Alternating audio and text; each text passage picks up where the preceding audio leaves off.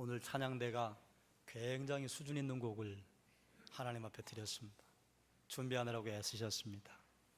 여러분, 갑자기 어안이 벙벙해지신 것 같아요. 너무 어려운 곡을 들으니까.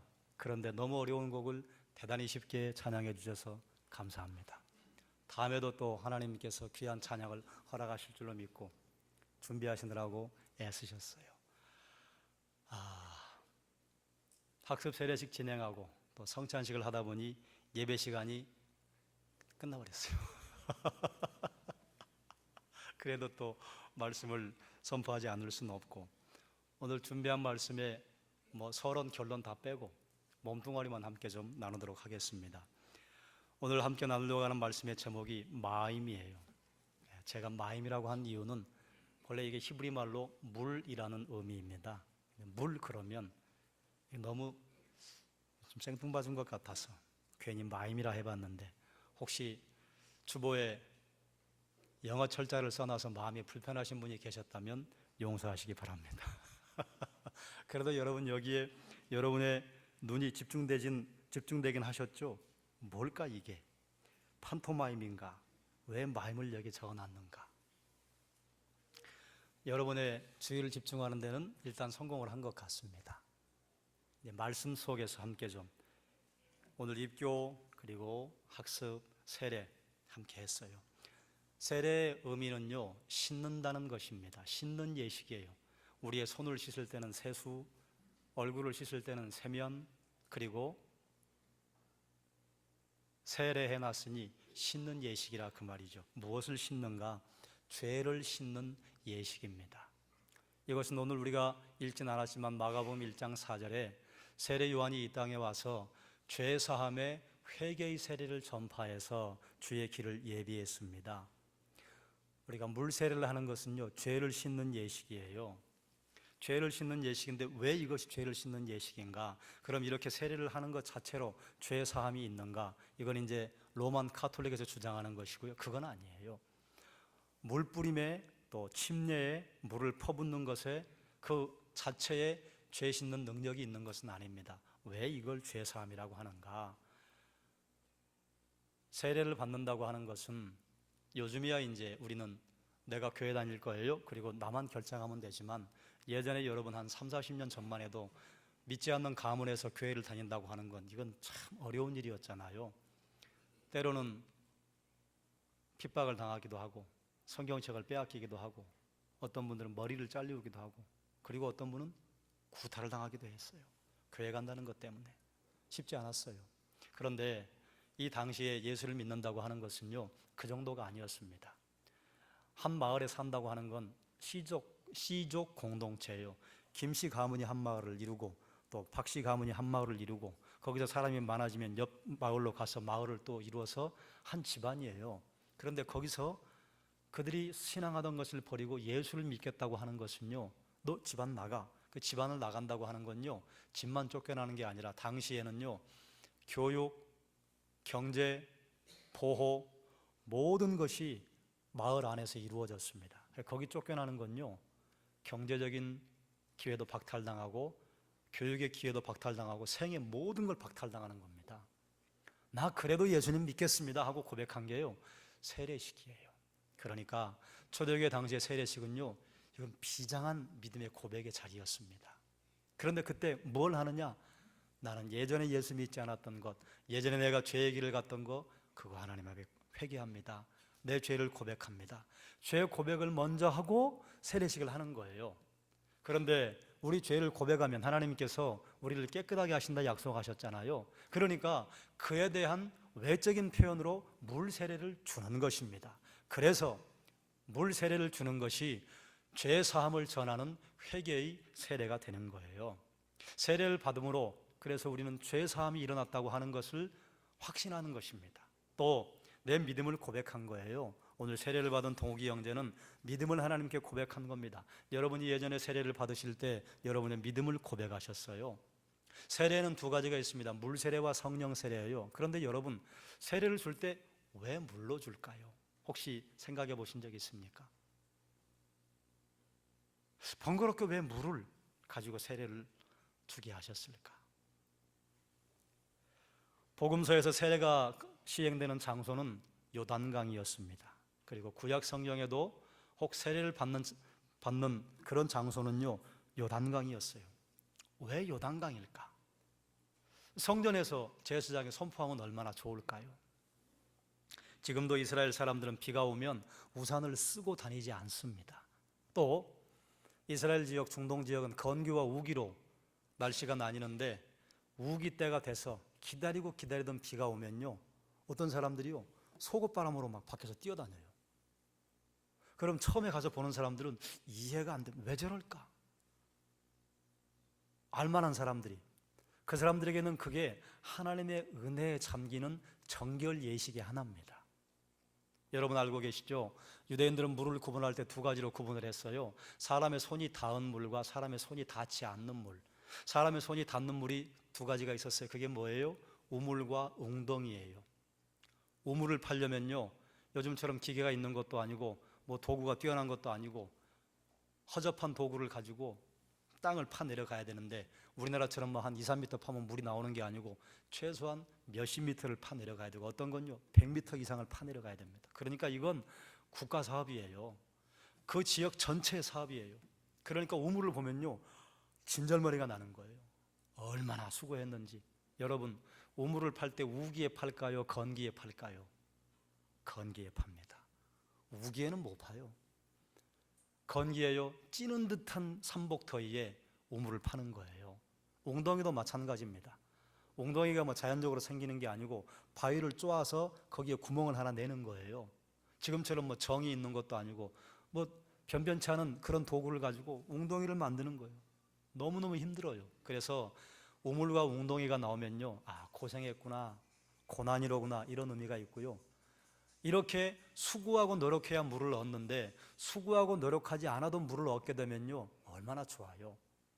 그래서 수고하지 않고 사람의 손이 닿지 않는 물을 얻으면요 하나님의 은혜를 상징하는 것으로 이해를 했습니다. 그게 뭐예요? 비가 그렇고 이슬이 그렇고 강이 그렇고 시내가 그렇고. 그래서 이스라엘 백성들이 회개의 세례를 받을 때에 강으로 가서 세례를 받는 것은요 하나님의 은혜에 잠깁니다. 원래 초대교회 때 세례는 침례였잖아요. 물속에 잠그는 거예요. 그리고 다시 꺼내는 겁니다. 물속에 잠글 때 이런 의미가 있어요. 하나님의 은혜에 당신은 죽습니다.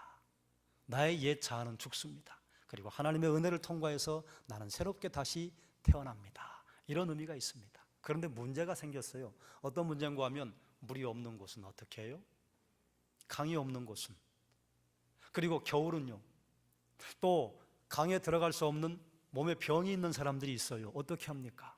그래서 생각해낸 것이 물이 하나님의 은혜를 상징하는데 꼭 물에 잠기는 것이 아니라도 물을 뿌리거나 위에서 물을 퍼붓는 의식을 대신 하도록 한 것입니다. 그래서 우리 장로교에서는 물을 뿌리는 예식을 거행을 하는 거예요. 하나님의 은혜에 잠기기 때문에 회개가 이루어지는 것입니다. 그리고 하나님의 은혜를 통해서 내가 다시 새로운 사람으로 거듭나는 것입니다. 그래서 물을 사용하는 것입니다. 오늘 세례를 받은 동욱이 형제는 우리가 잠시 물을 뿌렸으나 그것은 하나님의 은혜에 잠기는 사인이에요.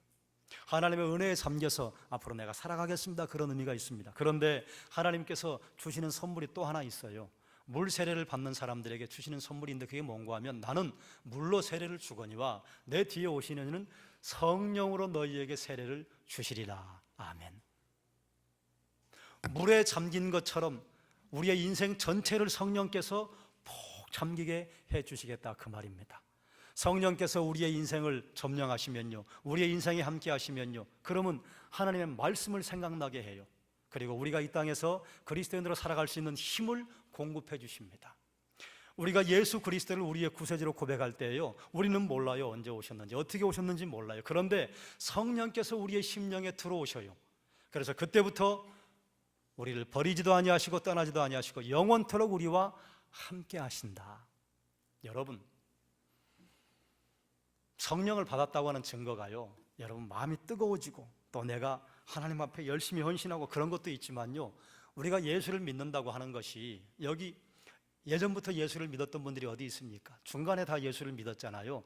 모태신앙도요, 내 개인의 신앙의 고백을 주님께로 한 순간부터 그 사람의 정상적인 신앙의 생활이 시작이 되는 것입니다. 예전에 믿어지지 않는 게 너무 많지 않았어요? 여러분, 천지창조 이게 논리적으로 이해가 되고 납득이 되십니까?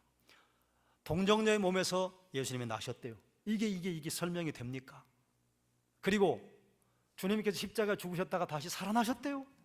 이게 여러분 이해가 되십니까? 그분이 또 구름 타고 올라가셨다네요. 이게 이해가 됩니까? 그뿐만 아니라 다시 또 구름 타고 내려오신다네요. 이해가 되세요?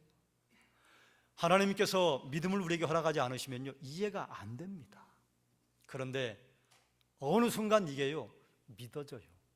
믿어지는 건요, 이해가 돼서 믿어지는 게 아닙니다. 그냥 믿어지는 거예요. 그런데 여러분 생각해 보세요. 어떤 사람들은 어떻게 천지창조가 그게 과학적이냐? 그거 빼자. 어떻게 동정녀의 몸에서 아이가 나오냐? 그것도 빼자. 십자가에 죽었다 어떻게 살아나냐? 그것도 빼자. 이걸 신학적인 용어로 비신화화라고 합니다. 신화에나 나올 법한 이야기는 빼자. 그리고 우리 머리에 이해되는 것만 성경으로 받아들이자. 이걸 자유주의 신학을 한다는 사람들이 주장하고 있는 신학적인 내용입니다. 그러다 보면요, 성경이 막 너덜너덜해져요. 결국은요, 예수 그리스도가 사라져버리게 됩니다. 그런데 여러분 보세요. 불과 한 100여 년 전에 우리가 이렇게 스마트폰을 가지고 컴퓨터처럼 한 사람이 한 대씩 컴퓨터를 가지고 다니는 거잖아요. 예전에 맨 처음 컴퓨터가 나올 때 XP 이런 거 쓸 때요, 그때 몇 메가 1기가는요 어마어마하게 좋은 컴퓨터였습니다. 그런데 여러분이 가지고 다니는 스마트폰 한 대만 해도요 30기가 40기가 이래요. 이렇게 될 줄 누가 알았겠어요? 그런데 100년 전에 100년 후에 이런 세상이 올 겁니다. 사람들이 믿었을까요? 믿지 못합니다. 한 200년 전에요, 100년 뒤에는요 막 고철덩어리가 길 위를 막 쌩쌩 달릴 겁니다. 고철덩어리가 하늘을 날아다닐 겁니다. 이걸 사람들이 믿었겠습니까? 그거 못 믿어요. 그러면 누군가 그런 예언을 했을 때 그건 말도 안 돼, 그거 빼버리자. 그럼 그게 옳은 것입니까? 내 머리로 이해가 되지 않는다고 해서 분명히 있는 사실을 사실이 아니라고 부인하는 것은 그건 어리석은 일 아니겠어요? 어쨌든 우리가 성령께서 내 마음에 들어오신 다음에요, 믿어지지 않았던 것들이 그냥 어느 날 믿어지는 거예요. 그게 여러분 마음속에 성령의 세례를 주신 것이라. 이건 하나님의 귀한 선물입니다. 어떤 선물이에요? 죄사함의 표현을 뭘로 해요? 물을 통해 세례를 주는 것으로 해요. 그런데 주님께서 또 주신 선물이 있어요. 물로 너희의 몸 전체를 적시는 것처럼, 물로 너희의 인생을 적시는 것처럼 성령께서 너희를 적실 것이다. 그러면 성령의 은혜 가운데 살게 될 것이다. 사랑하는 여러분, 마지막 한 가지만 말씀을 드리겠습니다. 세례 요한이 주의 오심을 준비했습니다. 주의 오심을 준비하는 행동이 뭐였어요? 뭐 거창한 걸 하는 줄 알았는데요, 죄 사함을 전파하는 회개의 세례를 사람들에게 시행했어요. 사람들을 회개하게 만들었다, 그 말입니다. 세례 요한도 종말을 살고 있고 우리도 종말을 살고 있습니다. 종말은요, 예수님의 초림과 예수님의 재림 이 사이의 시간의 밴드를 종말이라고 하는 거예요. 예수님 오시는 걸 준비할 때 세례 요한은요, 다른 사람들에게 죄사함을 선포했어요. 회개를 선포했어요. 회개해야 주님 앞에 설 수 있습니다. 우리는요, 세례 요한과 똑같은 사역을 하나님에게 위임받은 사람들이 어떤 사역이요? 주의 재림을 준비하는 거예요. 주의 재림을 준비하는데 우린 뭘 해야 해요? 다른 사람들을 주님께로 죄사함의 자리로 안내해야 합니다. 그게 뭐예요? 그게 인도예요. 그게 전도예요. 그래서 새생명 축제를 하는 것입니다. 여러분, 이게 우리에게 주어진 사명이에요. 여러분의 사명에 여러분은 얼마나 충실하십니까? 다른 사람들을 주님께로 인도해서 죄사함을 받도록, 죄를 고백하도록, 그래서 회개의 세례를 받도록 여러분 얼마나 주님께로 인도하셨습니까? 다시 한번 여러분 마음의 부담감을 가지고 다음 주에 있는 새생명 축제 여러분 마음에 새기고, 여러분이 인도하기로 VIP 주님께로 모시고 오는데 여러분 계속해서 사랑의 수고를 해주시기를 주의 이름으로 부탁을 드립니다. 기도하겠습니다. 사랑이 많으신 아버지 하나님, 오늘 우리는 또 한 번 감격적인 예식 앞에 섰습니다. 학습을 하고 입교를 하고 세례를 해서 우리 교회 영적인 어른이 또 생겨나게 되었습니다. 성찬식에 동참하며 주의 몸과 피에 우리가 함께하여 주의 죽으심을 기념하고, 그뿐만 아니라 우리는 주의 몸에 주의 잔치상에 함께 동참하면서 우리가 믿음으로 하나 되고 신앙으로 하나 되고 예수 공동체, 예수 마을의 식구인 것을 다시 한번 확인했습니다. 우리가 예수 마을의 사람들로 주님이 우리를 부르실 때까지 세례 요한이 감당했던 다른 사람들을 죄사함의 자리로 인도하고 죄를 바라볼 수 있도록, 죄를 직면할 수 있도록 인도하는 자리에 우리가 하나님 이 땅에 사는 동안 종말을 사는 우리가 주의 사명 잘 감당하게 해주시기를 원하옵나이다. 예수님의 이름으로 기도드리옵나이다. 아멘. 찬송가 280